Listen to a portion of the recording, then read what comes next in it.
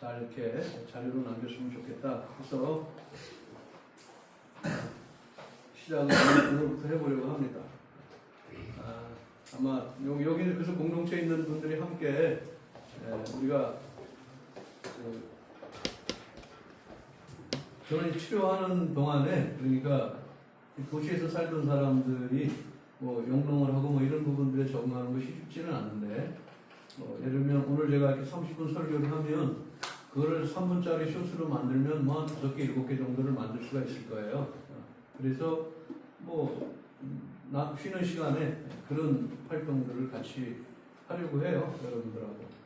그래서 기본 이것 그 영상 하나 30분짜리가 있으면 그것을 가지고 또 여러 개의 쇼스를 만들 수 있고 하니까 우리 공동체를 알리고 또 중독의 치료와 회복에 대해서 알릴 수 있는 그런 자료를 우리가 만들고 또 여기 써 있는 동안에 그런 걸 만드는 과정 자체가 또 본인들에게도 저는 도움이 될 거라고 믿어요. 필요한데 그래서 그런 취지로 이제 오늘부터 중독에 대한 것을 중점적으로 제가 이야기를 하려고 해요. 아마 그 기본적인 그 강의에는 한 23번 정도를 제가 설교를 할 것 같은데 30분짜리를 그거는 제가 쓴 책 땅에서 우리는 인간이 된다의 23챕터를 하루에 한 장씩 설교를 하려고 합니다. 그러면 23주가 되겠죠. 그래서 그것부터 먼저 이미 이루어진 자료들을 중심으로 강의식 설교를 좀 여러분들에게 하려고 합니다. 그래서 많은 사람들이 묻습니다. 그 라파 공동체가 무엇하는 곳이냐? 라고 하면 우리는 중독을 치료하는 공동체죠.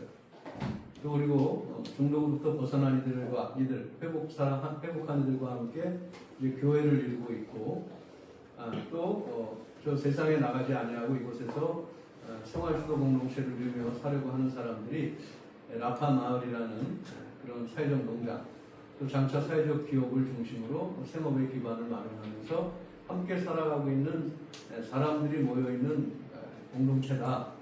그리고 그 공동체를 우리가 마을 단위로 리커버리 빌리지의 비전을 가지고 우리 함께 나가서 생활을 하고 있죠. 그 중심에는 어쨌든 우리는 여기가 기독교 기관이고 기독교 단체이기 때문에 영적으로 우리가 변화받고 치료받는다는 의미가 무엇인지, 그러면 기독교인들이 영적인 것을 이야기할 때 우리가 성경을 이야기하지 않을 수 없잖아요. 그래서 성경이 과연 중독치료와 어떤 연관이 있는지 이런 부분들을 수많은 사람들이 또 궁금해 하겠죠. 저도 이 중독치료 사역을 처음 시작할 때 이 중독의 문제와 성경을 어떻게 이걸 조화시킬 수 있지? 이런 부분들에 대한 어려움들, 곤란함들을 가졌던 순간들도 많이 있었습니다. 그렇지만 지금 26년째 이 사역을 해오면서 제가 분명히 여러분들에게 말씀을 드릴 수 있는 것들은 성경보다 더 중요한 중독 치료의 텍스트가 있을 수 있을까? 그거는 분명한 것 같아요. 성경 안에 중독을 치료하고 우리가 회복의 길로 나아갈 수 있는 명백한 답이 있다는 거죠. 제가 쓴 책에서도 처음에 그 남욱형제 이야기를 제가 그 사례로 인용을 했잖아요. 남욱형제가 중독에 빠져 있을 때, 야, 어디 길이 없나? 그래서 서점에 가가지고 무슨 책에서라도 답을 찾을까 하다가 성경책을 사가지고 집에 들어왔어. 성경책을 뭐 보고는 했었다. 그렇지만 거기서 답이 쉽게 찾아지는 건 아니죠. 어떨 때는 뭐 술 마시고 와가지고 성경에 절규했다고 했어요. 제발 좀 어떻게 나를 좀 이 질고로부터 좀 벗어나게 해달라. 그렇게 해서 중독이 치료된 건 아니죠. 라파 공동체에 와서 또 회복에 교육받고 훈련하는 과정을 통해서 잘 회복이 돼서 오늘날은 성경 앞에 절을 하지 않죠. 성경을 읽고 묵상합니다. 그리고 성경을 자기 삶에 적용합니다. 그리고 뭐 또 남경제가 여기서 또 설교도 한 적도 꽤 있었잖아요. 성경을 이제 묵상하고 적용하고 가르치고 설교하는 사람들로 바뀌었어요. 성경 안에서 무엇인가 답을 찾은 것입니다. 성경에는 중독과 관련된 또 우리의 중독 치료와 회복과 관련된 수많은 사례들 또 지침들, 가르침들로 가득 차 있는 것들을 이미 회복을 하고 있는 우리들은 또 경험을 하고 있죠. 우리 라파 공동체에서 중독 치료에서 가장 중요한 프로그램을 하나 고르라면 저는 두말할 것 없이 새벽 묵상을 꼽아요. 다른 프로그램을 다 안 한다 하더라도 이 새벽 묵상만 꾸준히 우리가 할 수만 있다면 여러분들이 새벽 묵상에 나와서 하나님의 말씀을 여러분들이 직접 읽고 또 묵상하고 그 말씀에 따라 자기를 비춰본다면 저는 얼마든지 중독부터 벗어날 수 있는 길과 지침을 발견할 수 있을 거라고 믿습니다. 그래서 성경을 중심으로 성경을 가장 중요한 텍스트로 여기면서 우리는 이 중독 치료와 회복 사역을 지금까지 해왔어요. 그런데 이 성경과 중독을 연결시키기 위해서는 다른 그 학문들의 도움도 필요합니다. 그 다른 학문들 중에 아주 중요한 것이 어떤 심리학과 정신분석학이었어요. 저의 경험을 놓고 보면. 그리고 AA 12단계 프로그램 이런 부분들이 아주 중요한 그 회복과 치유와 회복에 도움을 받고 또 통합해서 병행해서 우리가 적용을 해야 되는 제 학문의 영역이라고 볼 수 있습니다. 오늘 제가 몇 가지 책을 가지고 왔는데요.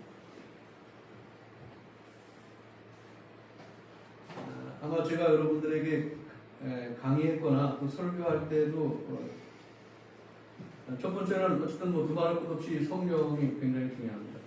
성경 안에 모든 것이 다 들어있어요. 근데 여러분들도 성경을 보았겠지만 성경에서 중독을 치유하고 회복하는 어떤 원리를 발견해내는 게 참 쉽지는 않아요. 그래서 이러한 AA의 도움도 받아야 돼요. AA의 도움을 받아서 AA 책자잖아요, 이것이. 그래서 익명의 알코올 중독자들이라는 중독자들은 이것을 빅북이라고 얘기하죠. 큰 책이라고 생각해요.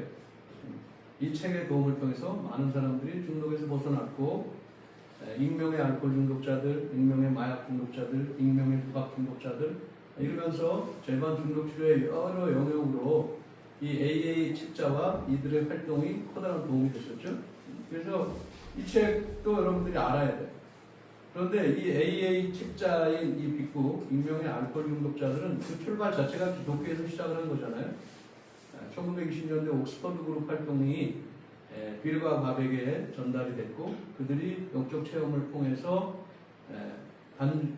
단주하고 단중독하는 일들을 통해서 AA 그룹이 생겨났는데 그래서 이 AA 그룹은 철저하게 기독교적인 원리와 그 바탕을 가지고 시작이 된 그룹이에요. 그래서 성경의 원리와 전혀 모순되지 않습니다. 그래서 이 AA 책자와 12단계 이 부분들이 아주 중요해요. 여러분들도 이런 책을 적어도 보셔야죠. 교양적으로라도 보셔야 돼요. 그 다음 제가 우리 라파 공동체에서의 치료는 바로 이런 치료 공동체라는 치료 세팅을 통해서 이루어지고 있는 거예요. 아마 이 치료 공동체에 대한 이 책이 거의 제가 보기엔 거의 2001년도에 나온 책이니까 거의 유일한 것 같아요. 치료 공동체에 대한 연구가 아직도 한국에서는 거의 전무한 실정이라고 볼 수가 있는데 이 치료 공동체는 AA 활동들의 부족한 것들을 더 메꾸기 위해서 중독자들끼리 모여서 공동체를 이루어 중독으로부터의 치료와 회복을 모색하기 위한 활동을 하기 시작했어요. 1960년대, 50년대부터 그런 활동이 시작이 됐고 오늘날은 유럽이나 서구에서는 중독을 치료하는 기본적인 치료 세팅의 대세는 바로 치료 공동체예요. 우리 라파 중독치료 공동체는 말 그대로 세라포틱 커뮤니티, 치료 공동체인데 치료 공동체가 무엇하는 것인가에 대한 거의 대표적이고 유일한 책자가 아마 이 치료 공동체의 책이 아닌가 싶어요. 또 제가 여러분들에게 중독 치료에 있어서 아주 중요한 중독 치료의 아주 핵심 중에 하나는 저는 무의식을 치료하는 거라고 얘기를 하잖아요. 그 무의식적인 충동과 무의식적인 이끌림에 따라서 우리가 뭔가 어떤 행동이 결정이 되는 거예요. 뭐 요즘에 이런 공동체를 떠나간 사람들에게서 나타나는 특징 중에 하나는 인정받으려고 하는 거예요. 내가 한 행동을 인정받기로. 그 인정받음으로 내 자존감이 올라가고 이 공동체라는 그 단체나 조직 안에서 뭔가 의미 있는 활동을 하고 있다라는 자기 만족 뭐 이런 것들이 얻어지지 않으면 나가는 거예요. 그럼 그 사람은 왜 이렇게 인정을 받으려고 할까? 왜 인정에 이렇게 목말라 할까? 하는 것들은 바로 무의식 안에 그가 결핍된 것을 가지고 있기 때문에 그런 거예요. 그래서 이 대상감매 이론과 정신병리학 이 책도 제가 여러분들을 치료하고 중독을 치료하는 데서 아주 중요한 책이에요. 그래서 정신분석학, 정신분석학 그리고 정신분석에서 파생된 대상관계 이론에 대한 종합 서적인데, 그래서 제가 이런 공부를 통해서 무의식의 세계를 이해하고 또 우리들이 무의식적으로 중독으로 끌려가고 있는 것들을 분별하고 또 발견하고 그 무의식적 이끌림을 우리가 제어하고 또 절제하고 다스릴 수 있는 그런 수준을 가지 못하면 이거 중독계로부터 벗어나는 것이 참 어렵다. 또 이 무의식의 세계가 영향을 미치고 있는 부분들은 영적인 세계에도 영향을 미쳐요. 제가 말씀드렸잖아요. 아버지로부터 폭력을 당하거나 또 그 건강한 아버지의 상을 경험하지 못했던 사람들은 하나님 아버지라고 부르는 것들이 상당히 힘들다. 심리적으로. 그런 것들은 다 내 아버지 경험이 하나님 아버지에게로 전이되고 투사되는 이런 일 때문에 벌어지는 것이거든요. 그래서 우리가 중독을 이해하고 치료하는 부분들, 또 신앙 안에서 우리가 중독을 치료하기를 원하는 사람들한테는 그들의 무의식의 세계에 과연 무엇이 침전되어 있는가, 무의식의 세계를 분별하는 문제가 굉장히 중요합니다. 그런데 이 무의식의 공부가 무척 어려워요. 굉장히 어렵고 또 그것을 자기 자신에게 적용하는 수준이 되려면 상당한 기간의 훈련과 적용이 필요합니다. 근데 어쨌든 이런 책이 제가 이곳에서 중독을 치료하고 여러분들을 안내하는 데서 아주 중요한 하나의 틀이 되고 있는 책이다 이렇게 말씀드릴 수 있어요.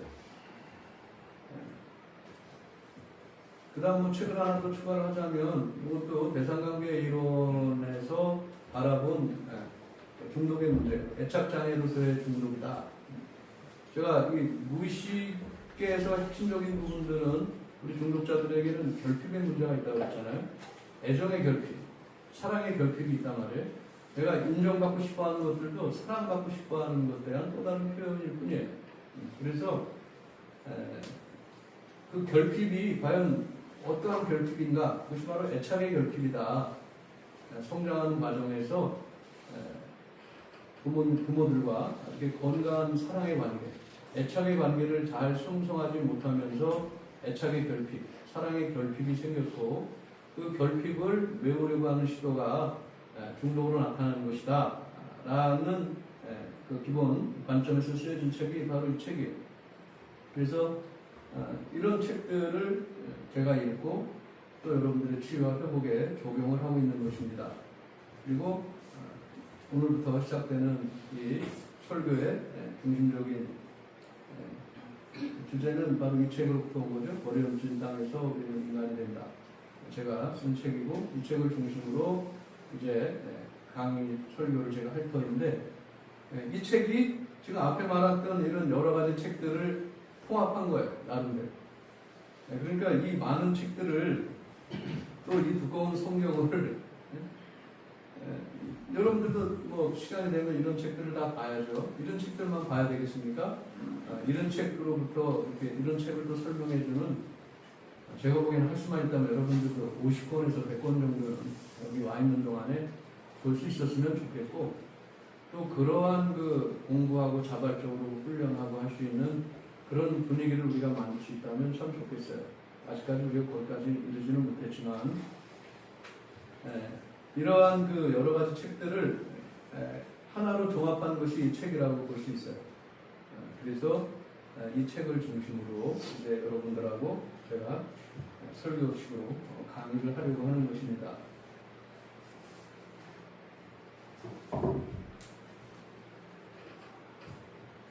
그러나 결국은 이 모든 그 공부들을 해서 우리가 다시 돌아오려고 하는 것은 성경으로 돌아오려고 하는 것입니다.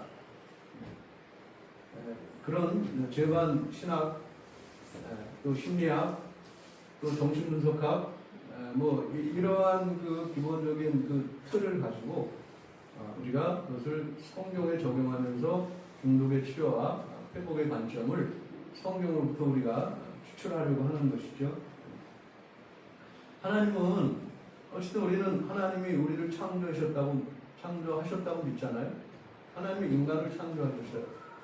근데 인간 다음에 본질 중에 하나는, 속성의 중요한 본질 중에 하나는 우리가 마음을 가지고 있는 존재라는 거예요. 우리는 마음을 가지고 있다고. 마음은 관념적이고 형이상학적인 개념이기는 하지만 우리는 다 알고 있어요. 뭔가 마음이 손으로 잡을 수는 없지만 마음에 의해서 우리들이 행동하고 또 서로 관계를 맺고 있다는 사실을 알고 있어요. 그러면 하나님이 인간을 창조하셨다고 믿는다면 우리는 당연히 그 마음도 하나님이 창조하셨다고 믿는 거죠. 제가 성경에 구원이라는 단어보다 마음이라는 단어가 훨씬 더 많이 쓰이고 있다고도 제 책에서도 얘기를 하고 있죠. 마음이 굉장히 중요합니다. 근데 이 마음의 이치를 연구하는 것이 바로 심리학이잖아요. 심리, 마음의 이치를 연구하는 학문이 심리학이에요. 그러니까 하나님이 창조한 이 마음이 어떻게 구성되어 있고 어떻게 작동되어 있고 그 마음 안에 의식과 무의식이 어떻게 자리 잡고 있는지를 연구하는 것이 심리학과 정신분석학이라고 본다면 우리는 그 마음을 연구하는 학문은 하나님이 창조한 인간의 마음을 연구하는 거라고 우리가 이해하고 받아들일 수 있어요. 그래서 신학과 심리학은 모순되지 않습니다. 서로 대립되지 않아요. 물론 기독교 안에서 이러한 그 신학 이외의 학문들을 인본주의적인 학문이라고 낮게 평가하고 하는 경향이 있지만 어쨌든 저는 그런 경향에 찬성하지 않습니다. 신학과 심리학이 매우 중요한 학문이고 신학과 이 심리학은 서로 대립되지 않는다.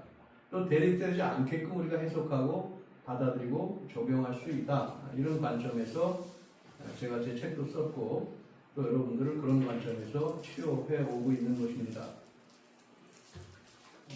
성경에서 사람들이 성경에 중독 얘기가 어디 있습니까? 뭐 이렇게 사람들이 묻기도 하죠.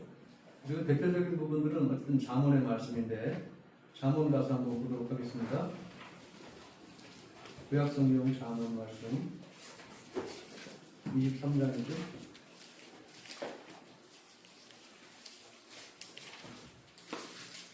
잠언 23장 구약성경 937쪽쯤 됩니다.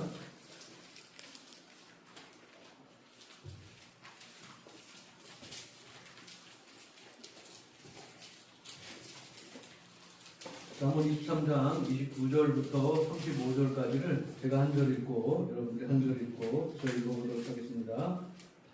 재앙이 누게 있느뇨? 근심이 누게 있느뇨? 분쟁이 누게 있느뇨? 원망이 누게 있느뇨? 까닭 없는 상처가 누게 있느뇨? 붉은 눈이 누게 있느뇨? 그래 죽인 자에게 있고 혼합한 피를 구하러 다니는 자에게 있느니라. 포도주는 붉고 잔에서 번쩍이며 순하게 내려가나니 너는 그것을 보지도 말지어다. 그것이 마침내 뱀같이 굴 것이요 독사같이 쏠 것이며 또 내 눈에는 괴이한 것이 보일 것이요 내 마음은 구부러진 말을 할 것이며 너는 바다 가운데 누운 자 같을 것이요 돛대 위에 누운 자 같을 것이며 다 같이 읽겠습니다. 35절 시작. 네가 스스로 말하기를 사람이 나를 때려도 나는 아프지 아니하고 나를 상하게 하려도 내게 감각이 없도다. 내가 언제나 깰까 다시 술을 찾겠다 하리라. 아마 저는 거의 제가 우리 공동체 입수하는 형제님들과 이 잠언의 말씀을 읽었을 때 그런 반응이 정말 많았어요. 내 얘기가 왜 여기 써있지? 내 얘기가 왜 써있지? 내 얘기가 여기 써있으니 참 감사하죠. 알코올 중독자들의 모습을 이 잠언은 뭐 솔로몬이 썼다고 우리가 가정을 한다면 거의 뭐 지금으로 보면 3000년 전에 쓰여진 글이에요. 3000년 전 저 변방 이스라엘이라는 어떤 조그만 나라에서 어떤 지혜로운 왕이 사람들의 삶을 이렇게 살펴보다가 야 술에 빠져가지고 사는 사람들의 모습이 참 이렇구나 이러면서 후세 사람들에게 이렇게 살면 안 된다고, 정신 똑바로 차려야 된다고 귀감을 주려고 뭐 쓴 글이라고 봐야 되겠죠. 그래서 이 글에는 정말로 알코올 중독자들에게 정확히 적용되는 그러한 그 상황들이 또 이렇게 진술되어 있잖아요. 재앙이 누게 있느뇨, 근심이 누게 있느뇨, 분쟁이 누게 있느뇨, 원망이 누게 있느뇨, 까다로운 상처가 누게 있느뇨, 붉은 눈이 누게 있느뇨. 인생의 재앙을 맞은 거죠. 중독으로 인해서, 알코올 중독으로 인해서 늘 근심 가운데 살고 있고, 또 한편으로는 이 근심이 싫어서 술을 마시죠. 다 잊어버리려고. 그리고 분쟁이 일어나요. 트러블 메이커. 중독이 있는 곳에서는 트러블이 일어나요. 또 원망합니다. 늘 마음 밑바닥에 보면 원망하는 마음이 있어요. 겉으로는 괜찮다고 하지만 늘 원망하는 마음들이 있죠. 또 까다로운 상처가 누게 있느뇨. 뭐 길 가다가 쓰러져서 얻은 상처도 이거 왜 얻었는지 상처를 알지도 못하고, 또 자기 마음 안에 또 있는 그런 수많은 상처들의 까닭을 또 잘 알지 못해요. 그래서 중독자들은 기본적으로 상처 입은 영혼들이잖아요. 외적인 상처뿐만 아니라 내면의 깊은 상처들을 가지고 있는데, 그 상처의 원인과 이유를 잘 모른 채 상처에 끌려다니며 살고 있죠. 또 붉은 눈이 누게 있느냐. 이거는 뭐 알코올 중독자나 도박 중독자 술 마시고 난 다음에 그 아침에 해장술을 찾을 때, 또 새벽까지 도박장에서 눈이 충혈된 눈으로 있다 나올 때, 그 붉은 눈은 충혈된 눈을 말하는 거잖아요.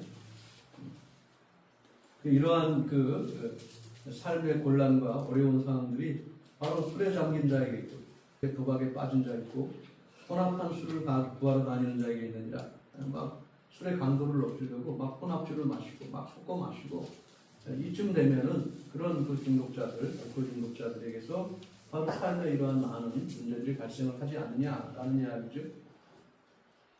그런데 31절에 보면 포도주는 붉고 잔에서 번쩍이며 순하게 내려가나니, 이거 뭐예요? 술이 가져다 주는 유혹을 말하는 거죠. 해장술의 유혹. 길 가다가 그 술을 보거나 술집에 가서 술을 안 먹으려고 할 때도 옆에 있는 사람이 술을 먹기만 해도, 그 병을 보기만 해도, 또 술을 안 먹으려고 하는데 TV에서 이렇게 술 먹는 광고가 나오기도 하고, 주인공들이 모여서 막 술 먹는 거 보기만 해도 벌써 우리는 입에 침이 꿀꺽 넘어가고 유혹을 확 느끼잖아요. 그래서 그런 그 술에 가져다주는 그 많은 유혹들에 대해서 너는 그것을 보지도 말지어다. 이게 솔로몬이 우리에게 얘기해주는 가르침입니다. 경고예요. 넌 그걸 보지도 마라. 보지도 마라. 보지도 않는 것이 중요하죠. 보지도 않는 것이 중요해요. 이 잠언에는 뭐 이러한 그 알코올 중독에 대한 이야기도 있지만 성중독에 대한 경우도 좀 있는 편이에요. 그래서 너는 그 유혹이 있는 그 여인이 있는 그런 그 장녀들이 있는 그런 곳에 소송되지 마라. 이렇게 솔로몬이 또 표현하고 있는 부분도 있죠. 그곳에 가서 소송되면 안 돼. 또 마찬가지로 술을 이렇게 봤으면 이렇게 쳐다보지도 않는 이러한 그 마음의 자세가 되어야 우리가 회복할 수 있다는 거죠. 안 그러면 무슨 일이 벌어진다고요? 32절에 그것이 마침내 뱀같이 물 것이요 복사같이 쏠 것이다.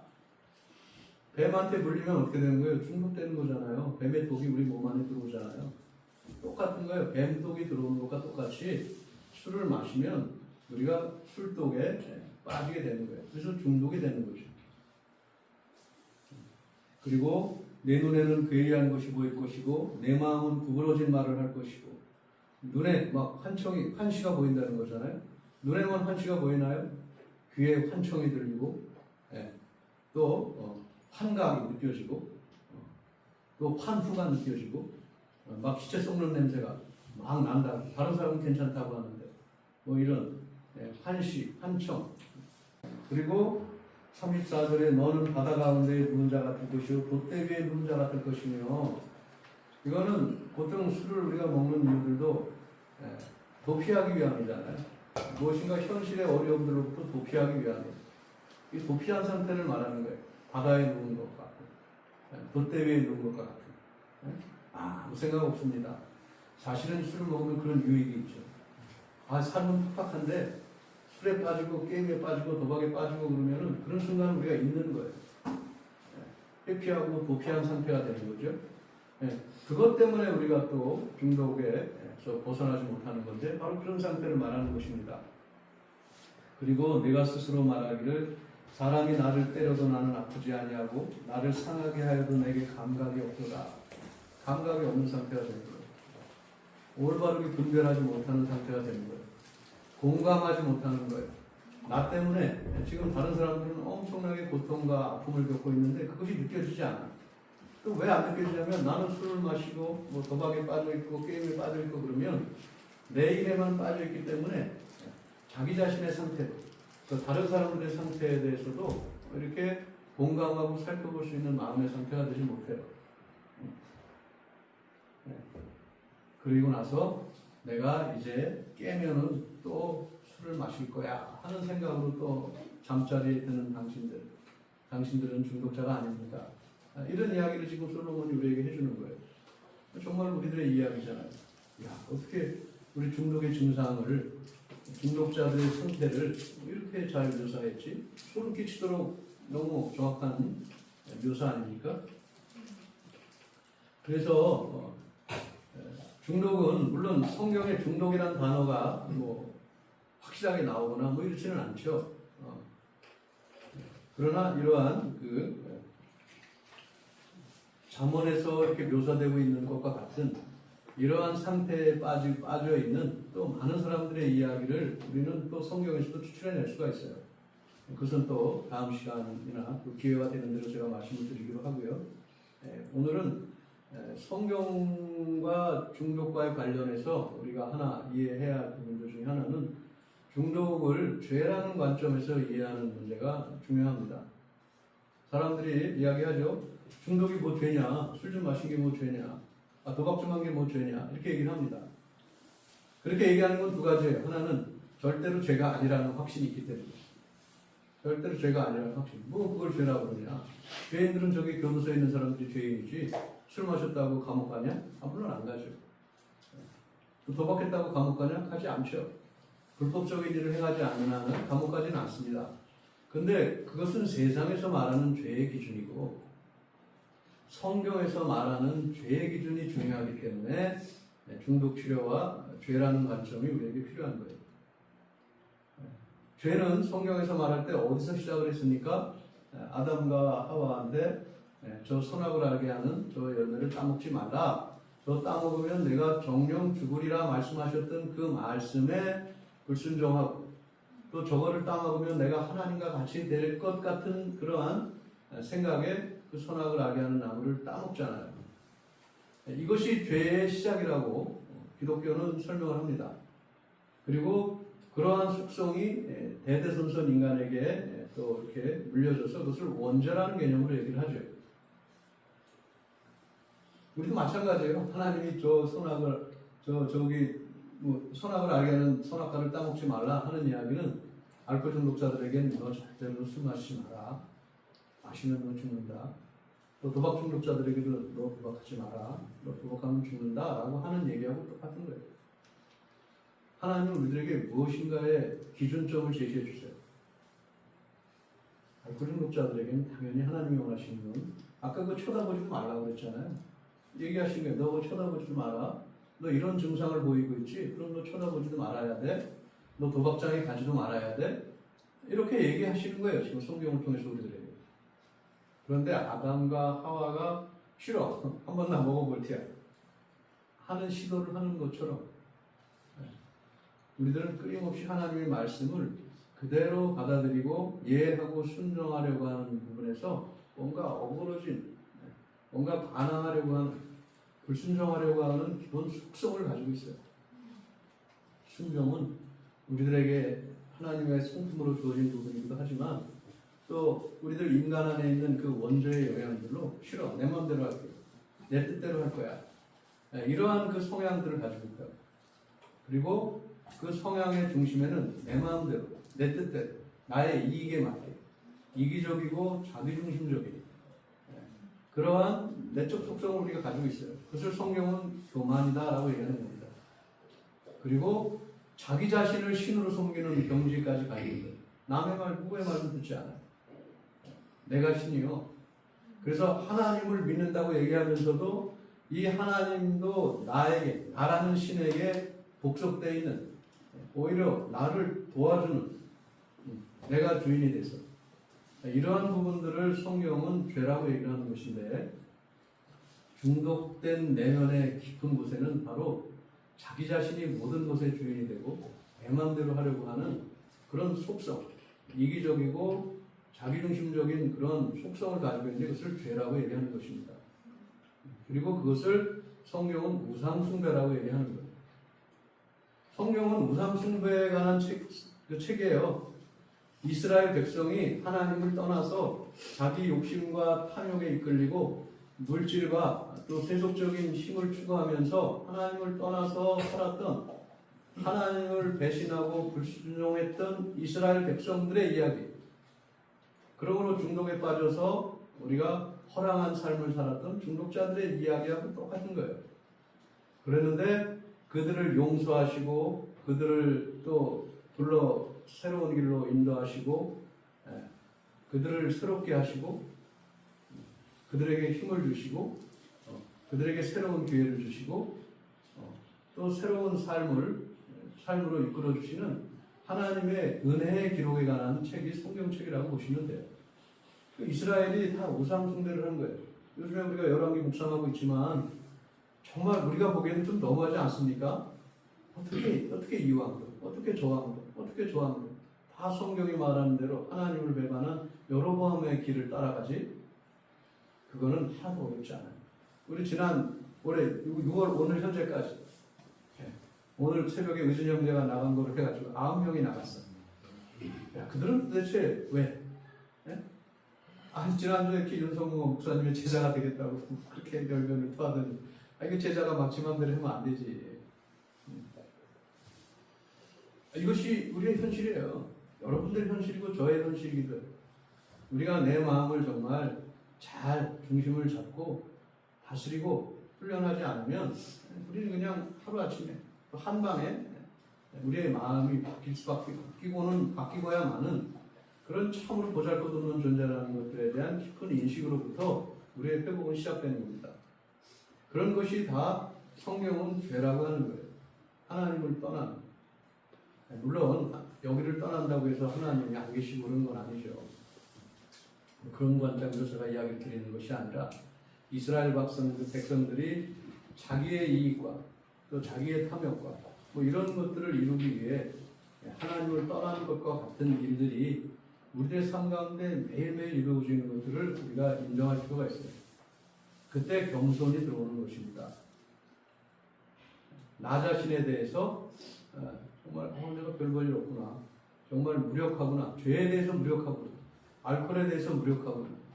도박에 대해서 무력하구나. 라는 것들을 깊이 깨닫고 느낀 사람들이 이제 회복의 첫 출발을 걷는 거죠. 그래서 AA 2단계로 나는 알코올에 무력했으며 내 삶을 처리할 수 없음을 인정하게 되었다는 것부터 시작하는 거예요. 그래서 우리가 알아야 하는 것 중에 하나는 이게 죄구나. 이 죄의식이 있어야 돼요. 그리고 당연히 알코올 중독은 병입니다. 마음의 병이고 또 영혼의 병이에요. 영혼이 병든 거예요. 하나님을 떠나려고 하는 거예요. 영혼이 병든 거예요. 또 알코올 중독에 대해서 혹은 도박 중독에 대해서 어디 가서 치료해야 합니까? 전 세계적으로 공인받은 치료사는 정신과 의사예요. 어떤 세상은 그렇게 인식하고 있죠. 정신과 의사가 치료해야 하는 병의 질병의 목록 안에 중독이 들어가 있단 말이죠.